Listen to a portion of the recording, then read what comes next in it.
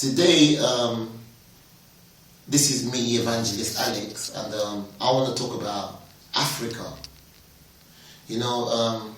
Africa is a great and beautiful continent. Africa is actually the first continent that ever existed. Some people call it Mama Africa. Some people call it Papa Africa. But Africa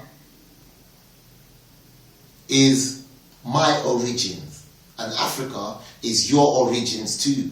So this thing has actually prompted me to look at the subject Africa in general. Most times on a daily basis, I really do think of Africa a lot, I think of the games reserves, I think of the greenery, I think about the tropics, I think about the seas, I think of the people, I think of its beauty, I think of the moist, I think of the greatness, I think of the history. And as long as I'm living, Africa can never collapse. Africa is going to get greater and greater and greater, because Africa is basically the mother of invention. I wanted to have this forum and this amalgamation on an interview basis. I don't know if you've ever seen Hard Talk. It's a program that comes on BBC One where they get, important people in society, and they ask them questions in regard to whatever subject. So I just wanted this to be like, I want the platform to be like Hard Talk, or what's the next one? Question Time. But obviously it didn't work out for various reasons, so I'm just going to do it in my way. But what matters the most is that the questions are answered, and what matters is that the messages do get across to you, the viewer, or the viewers. And like I'm saying, Africa is the roots of life. And without Africa, there cannot be no post-modernity. Without Africa, the world wouldn't really have a future. So, a lot of people, they like to ignore the fact that Africa exists. But it doesn't matter if you ignore the fact if Africa exists or not. What matters is life couldn't continue without Africa. Basically, Africa is the bedrock of the world. Different continents, different people, different cultures, they go into Africa and they draw from Africa. So like I'm saying, Africa is the bedrock of life. And most times when I see the negative messages and I see the misrepresentations that has been given to Africa, my homeland, I really get agitated and I really get disappointed. But at the same time, I have discussions and I have conversations with loads of people, and we come out with various ideas on how to tackle this African issue. The things I see on TV, like African poverty, the things I see on TV, like Africa being poor, the things I see on TV about Africa needing help, the things I see on TV like Africans not even being able to help themselves, the things I see on TV about Africans having to to come over to Europe to survive. It makes me want to have my opinion. I'm allowed to have my opinion. I am allowed to question these things. Why? Because I'm not only an evangelist that preaches the word of God, I'm an African too. My bloodline stems from Africa. My primary days rely with Africa. So my upbringing was in Africa. So whatever it is I try to do, it doesn't matter how much I live in Europe, it doesn't matter how much time I spend in America, it doesn't matter how much time I spend in Australia. Hey, come on. My heart is always going to be in Africa. But you know, like I said, Africa is the greatest continent on earth. And Africa produces great people and great stars. And it's obvious. It's clear. Africa can never be eradicated. Wow. The other day I was watching a documentary on the TV and I saw all these beautiful animals. And I saw nature at its best. And I said to myself, oh, there is a reason why God done his best artwork in Africa. He never done it anywhere else in the world. He done bits and pieces in other parts of the world, but in Africa is where God done his most beautiful artwork. So I'm proud to be an African. I'm proud to be an African. And all Africans around the world, it's time to be jubilant for the great things that God has done for us. It doesn't matter where we found ourselves in the world today. It doesn't matter if it's in some far shores or some widespread continents. You know, the African genes is still embedded in us. You know, Africa is a great place. And I really want to talk about it because when I think of Africa, oh my God, this is like an embodiment of beauty. Yes, it's an embodiment of beauty. So, you know, it doesn't matter if you're a teenager, it doesn't matter if you're an adult, it doesn't matter if you're an elderly, you know, you can never forget your history. And Africa is the biggest history of them all. Because if you don't know where you're coming from, then your journey is going to become useless. If you don't know where you're coming from, then you're never going to know where you're going neither. So let's not forget Africa. It doesn't matter if you're an American, a black American. It doesn't matter if you're a black Aussie. It doesn't matter if you're a Jamaican, a black Jamaican. It doesn't matter if you're a black Brit, like myself. It doesn't matter if you're a black Brit. It all started in Africa. Our forefathers came from Africa. They achieved so much. They had global successes. It might not be documented, but trust me, Africa is the beginning of earth. Africa is the beginning of mankind. So why are we going to turn Africa into a trash can and use negative words against Africa? When people talk about Africa, they say, "Oh, forget about that place." I can't forget about Africa. You can't forget about Africa. Africa's done so much for this world. I'm a proud African. I might have a British passport. You might have an American passport. You might have a German passport.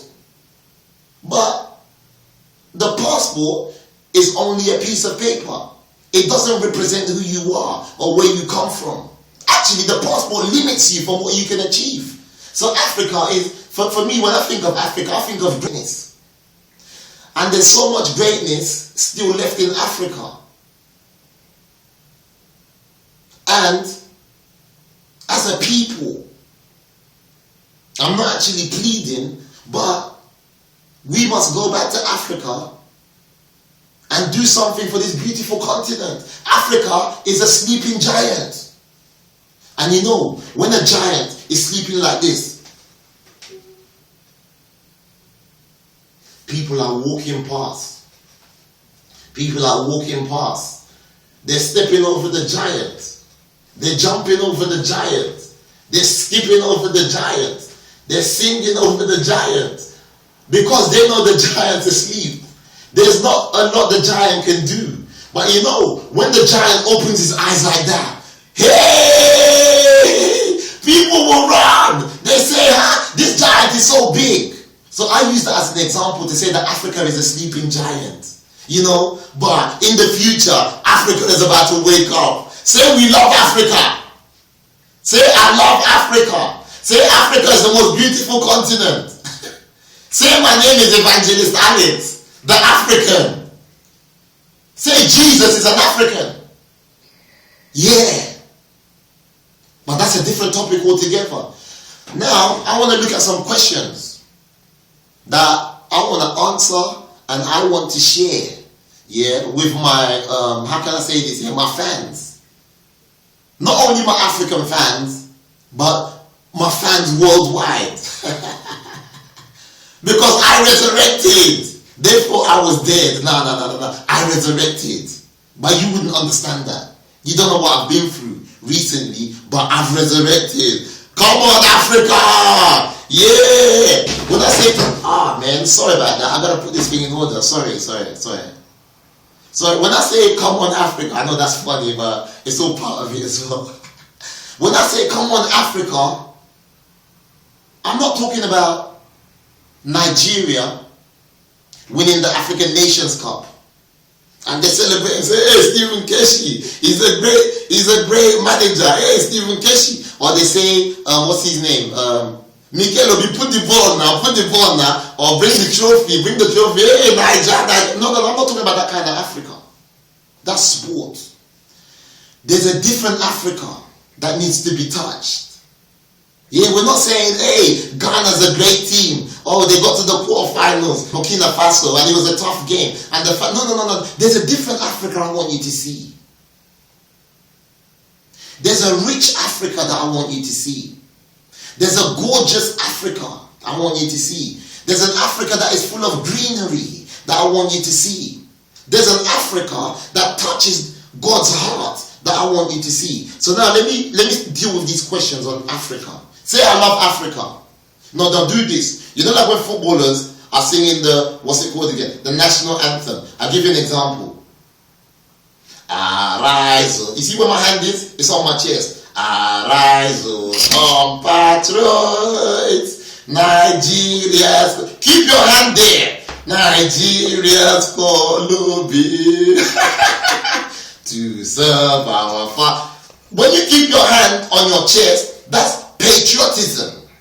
Yeah. So these questions I'm about to answer right now, as I'm answering these questions, I want you to put your hand right there. It's a sign of patriotism. You can carry on singing, Arise, compatriot, Nigeria's Columbia. That's up to you if you want to sing that anthem. But now I'm moving into the questions and answers. But make sure, as a viewer, your hand, you see your hand? Make sure it's on your chest there. That's patriotism and that's loyalty. The first question I want to ask, or the first question I want to answer is, this is a question that people ask me around the world. Like when I'm preaching around and I'm giving leaflets to people and I'm giving, handouts to people about Jesus Christ or about Christianity or about prosperity in life. A lot of people come up to me, they say, Evangelist Alex, you're doing such a great job, you know. It looks like you're a great man. I say, no, that same hand, I put it on my chest. And I say, thank you very much. I have to be patriotic. I say, thank you very much. I like what you're saying to me. So one of the questions that people ask me, they say, Evangelist Alex here, what do you think of Africa's youth? I said to them, what do you mean by Africa's youth? Do you mean the African youth that live back home in the homeland? Or do you mean the African youth, like African Americans? Or the British Africans or the European Africans? They asked me, what do you think of Africa's youth? So what I tend to do is, I generalize the word Africa as a oneness. I generalize Africa's youth as a oneness. So in my mind, I bring the black American youth, I bring the British black youth, I bring the Jamaican black youth, I bring the Caribbean black youth, I bring the Africans back home, the black youth, and spiritually I try to bring them together. So I say that the success Africa is going to achieve is going to come from their youth, their black youth all over the world. We have to come together as a black youth, and we have to start exchanging ideas and thinking to ourselves, where are we going with our greatness? Where are we going with our talents? And the idea I came up with is that the African youth have to start going back home to Africa and start to invest in their brothers and sisters that don't have much back home in Africa. Can I give you an example? I'll give you an example. There could be a black American rapper. I don't want to mention names. There could be a black American rapper that has achieved so much success in America. Maybe he raps like this. Yo, check the flow. You can't see my flow. 1, 2, dibbly, dibbly, yo. Right. And he's got so much fans out there. And he's made so much money. Now he's got the money and he's spending his money on blings. He's spending his money on blings. He's spending his money on houses in America. Or he's spending his money on parties or champagne or whatever. I'm not saying it's the wrong thing to do. It's the right thing to do because he's a youth anyway. But I think that black American rapper or that black Caribbean artist, if he started investing his money with his brothers back home, the black brothers back home here, they could always expand whatever it is he's trying to achieve. Do you agree with me on that? So the vision is not so much about out there. The vision is about amalgamate with the roots. And I'm talking about Africa here because there's so many deprived black African children out there that need a chance, that need a bringing in. So what I'm trying to say is us, or specifically the black African youth around the world, it's time we started investing in the success of Africa, where it all started in the first place. I know that the Africans and their youth back home, I know their future is bright. Why do I know? Because their hearts are good. And I know they're talented. And I know most of their talents are being wasted because they're not recognized. But Evangelist Alex won't let those talents waste. Because I went to primary school in Africa. And I knew the kind of talent I have as a sportsman. But there was even greater footballers than me out there. And that's the truth. But I never see them on TV. They never made it. Why? Because nobody gave them that chance. Nobody went back to Africa and said, hey, I'm this so sportsman in America. I'm this so black sportsman in Europe. You know, I came here to see if I can bring you over or if I can build this thing in Africa. Nobody ever did that for them. So I'm just saying that the future is bright for the African children because our success is going back to them. Say amen. Amen. Another question people ask me all over the world. The other day I was in Poland. Yeah. And Poland is in Europe. And Poland is very close to Berlin. in Germany. And yeah, we drove there. And I remember going through Berlin, this beautiful German capital. So amazing, you know, architecture-wise. It looked gorgeous. And we drove through Berlin and we got to Poland, Warsaw. The capital of Poland is called Warsaw. And the Polish people, they don't call it Warsaw, they call it Warszawa. So when I was there, I was saying Warsaw is beautiful. They said, no, Evangelist, here we say Warszawa. So when they say Warszawa, I say Dziękuję. They say Proszę. Right, so I'm just telling you what happens when I go around the world. And people were saying to me, Evangelist Alex, what do you think of Africa's governments? And I say things like, Africa's governments are really, really great. They're great, but I believe they need to find a common ground. And I believe they need to find a balance. You know, because I'm going to try and compare the African governments to the English government. The English government, don't get me wrong, they've got classes. They've got the upper class, they've got the middle class, they've got the lower class, they've got the working class, they've got the unemployed. But they invest in each single class. So I'm here to say that the African governments, because I know that they've got money. And when I say I know they've got money, I know they've got loads of money. So I'm saying that that money they have, they should not put it all in one basket. Because if they put it all in one basket, some people are going to be left out. The money might not circulate and reach everybody. I went to school in Africa myself, and most of that money never touched me. I'm not crying about it, but I'm just saying that the ones after me, the African governments need to treat them better. So this money needs to, the finances and the African wealth, it needs to circulate, and every class has got to be touched by this wealth. The wealth just doesn't have to touch a certain group and the other group are forgotten about. There should not be a major gap between the rich and the poor in Africa. So I believe in the African government. They're doing great jobs, but there's a saying that goes, the proof of the pudding is in the eating. And they say the ending will justify the means. So what I mean by that is, despite the African government is doing a great job, when I look at documentaries about Africa and I see poverty, like people not being able to eat 3 square meals, people not having jobs, you know, people not having houses, you know, people running helter-skelter, people looking for help coming from abroad, then I got the right to ask African governments, what is going wrong? Where is the balance?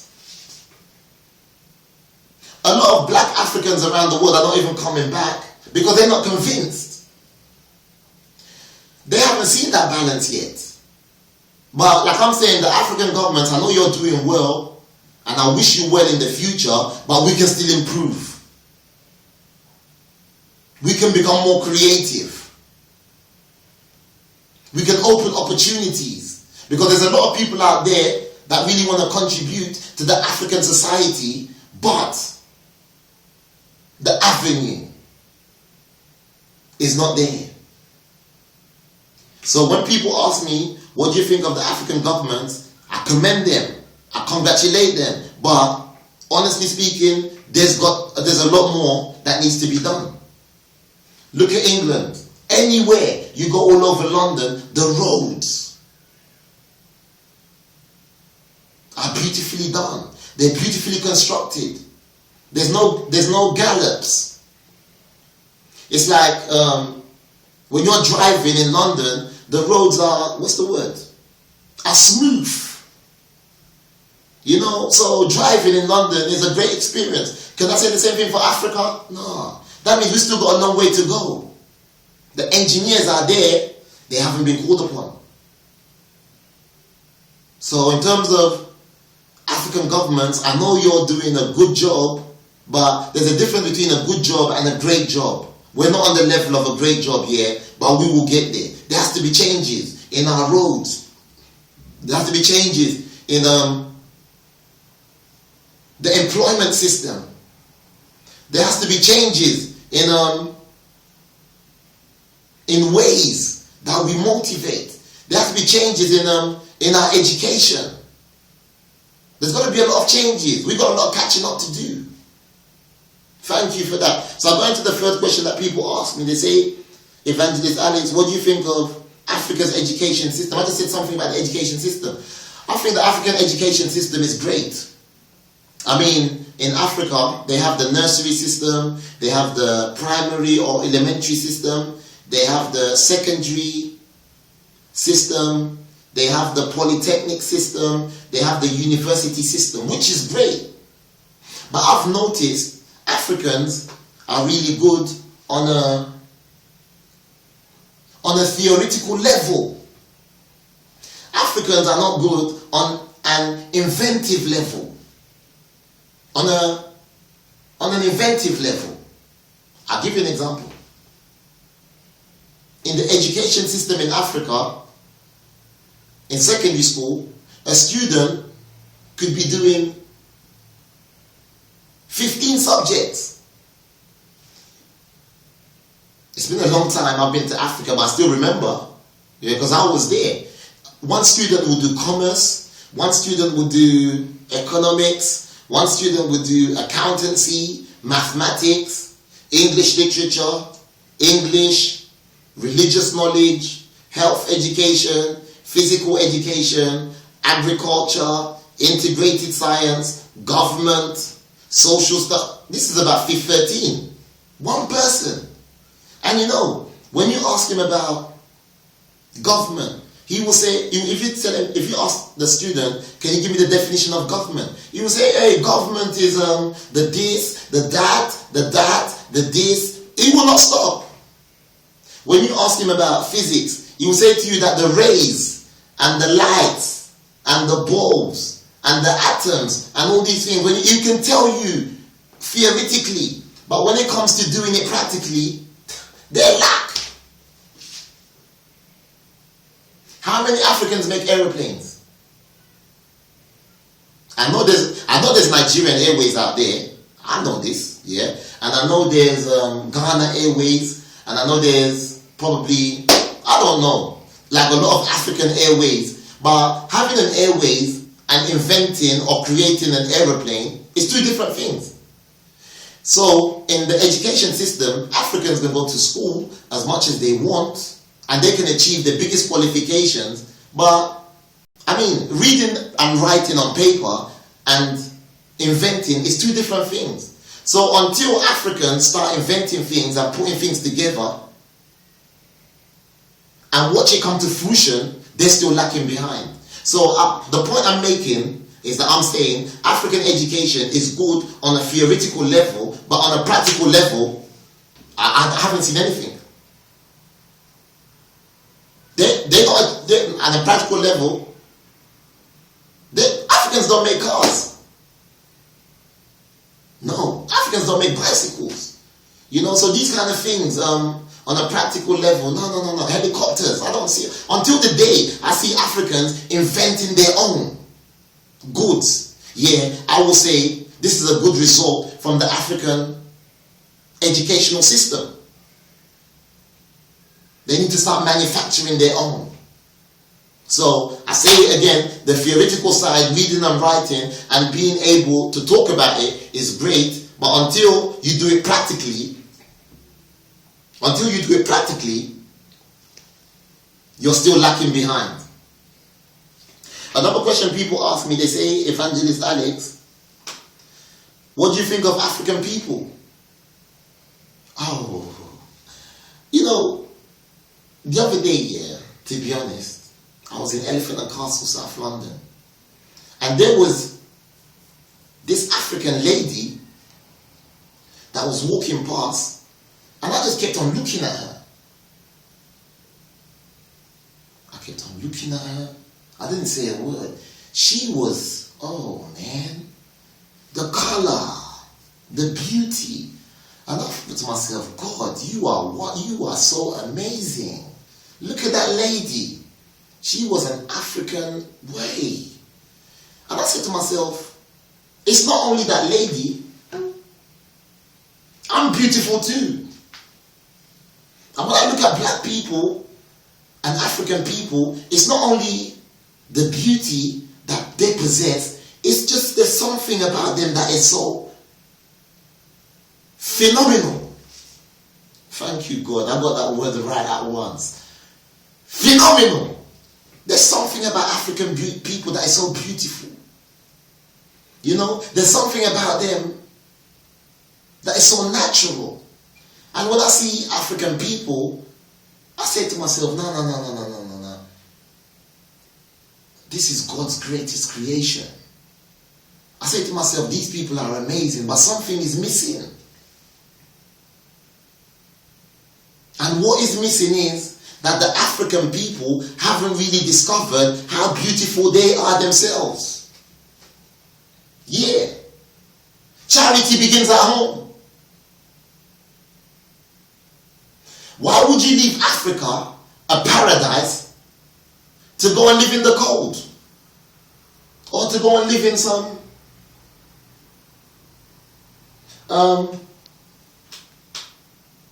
what's it called again? Some rundown area in England or in America or in Germany, in the hood. That's the word I was looking for. So you left all your beautiful trees and all your wonderful fruits and sunshine and beautiful animals, and now you're 50 years old, and now you're living in Brixton in South London, and you're tying your trousers. You're 50 years old and you're tying your trousers. And you're putting, what's it called again? A handkerchief in your back pocket. And you're 50 years old and saying you're a rude boy. And you're 50 years old. You left Africa to do that. No. You don't do that. It's because you can't see the beauty. Or you've left Africa, the greatest continent on earth, and you're signing on in England. And you're arguing with the people in the job center saying, you know, my gyro didn't come last week. And the woman said, no, your gyro came. And he said, no, I'm telling you, my gyro didn't come. I don't have food in my fridge. It's got to that level. You don't know who you are. You don't know what God has made you as an African. Say, I'm a blessed African. Say, Africans are beautiful. Right, because that's what I tell the people. They ask me, what do you think of African people? I say, listen here. The day Africans discover how rich and how beautiful they are, they will take this world by storm.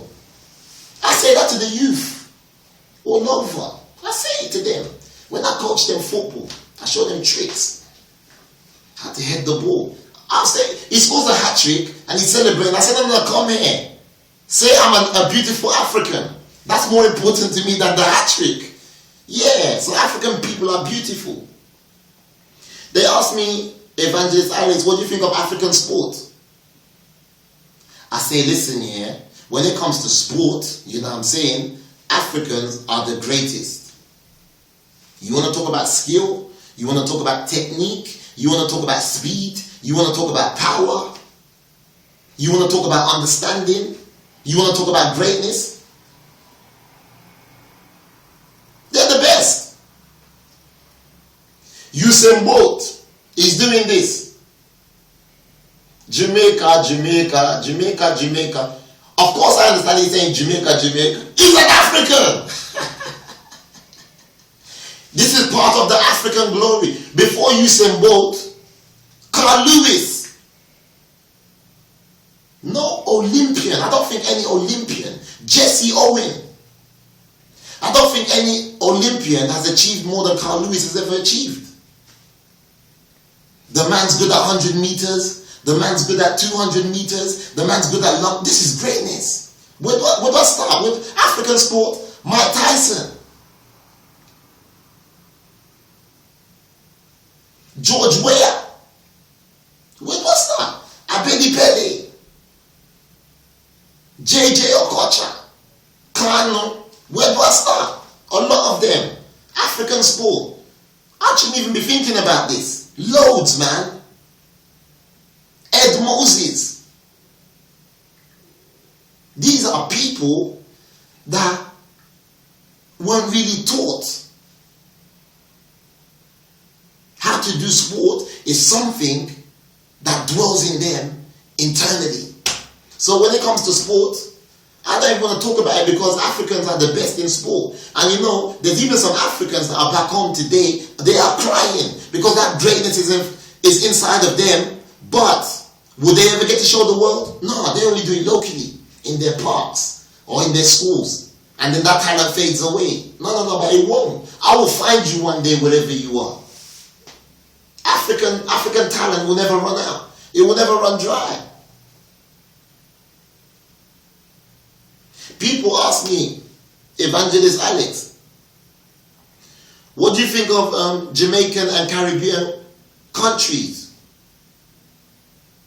I said to them, man, that's a difficult one to answer. Reason being, I've never been to the Caribbean before. I've never been to Jamaica before. But my best friends in London right here, my best friends in England, they're Jamaicans anyway. I've got a friend called Darren. Darren lives in Rotherhithe in south of London. I worked with Darren. Darren's never been to Africa before. But the understanding and the mutuality between me and Darren is wonderful. He understood. It was a great connection. Despite Darren being Jamaican and me being Nigerian, British, the connection was spiritual. So when people ask me about the Caribbean countries and Jamaica, I say, you don't worry about that. They got a business to deal with, but they came from Africa anyway. They're part of us. This is what you call the oneness. Some people say the runaway slave. Some people say the slave that was taken away. No. There's more to it than that. If you cut a tree in half, you haven't killed that tree. Because the tree's got the ability to even grow wilder than it ever was. Why? Because the roots still exist. I was reading somewhere the other day.